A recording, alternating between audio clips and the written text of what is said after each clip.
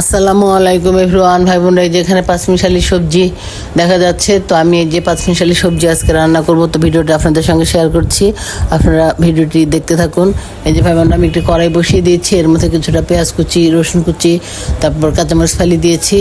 এখন আবার এই যে কিছুটা লবণ দিয়ে দিলাম, হলুদ গুঁড়ো দিয়ে দিচ্ছি, তারপর রান্নার রেগুলার তেল আমি প্রথমেই দিয়ে দিছিলাম। এই যে এখন আমি ধনিয়া গুঁড়ো দিয়ে দিচ্ছি, জিরার গুঁড়ি দিয়ে দিব, তারপরে সবজি মিক্স মশলা দিয়ে দিব।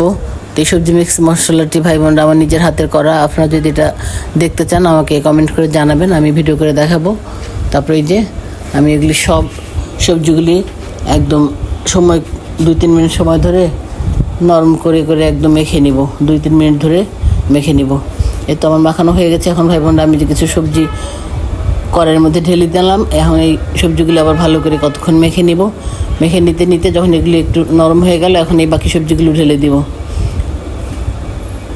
এখন এই সবজিগুলো আবার আমি প্রায় 2-3 মিনিটের মতো ধৈর্য সহকারে আমি মেখে মেখে একদম যখন দেখবো যে সবজি থেকে একটু পানি বেরিয়ে আসছে, তখন ভাই বোনরা আমি আমার সামান্য হাত ধোয়া পানিটা আমি দিয়ে দিব।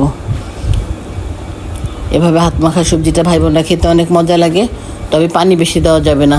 আমি সামান্য একটু পানি দেবো, সবজির পানি বের হয়ে সবজিটি সিদ্ধ হয়ে যাবে এবং ওই সবজিটি খেতে মজা লাগবে। এই যে এখন আমি চুলার জাল জ্বালিয়ে দিয়েছি, এই যে ঢেকে দিলাম ভাই বোনরা।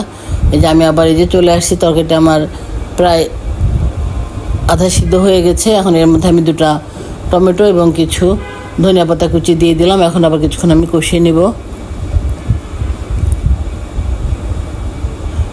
এখন আমি এই যে কষিয়ে নিচ্ছি।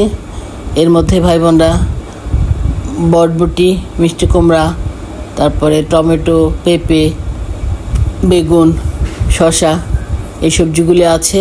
তারপরে যে ভাই বোনরা আমার কষানো হয়ে গেছে, আমাদের জিরার গুঁড়ি ছড়িয়ে দিলাম। এখন জালটি বন্ধ করে দিব। এই সবজিটা ভাই বোনরা ভাত, পোলাও, পরোটা সব কিছুর সঙ্গে খেতে অনেক মজা লাগে এবং সবজিটা অনেক হেলদি এবং কালারফুল। আপনারা এভাবে রান্না করে খাবেন, আপনাদের খেতে ইনশাল্লাহ ভালো লাগবে। তো ভাই বোনরা, আপনারা অনেক ভালো থাকবেন, সাবস্ক্রাইব এবং ফলো করেন, পাশে থাকবেন। আল্লাহ হাফেজ।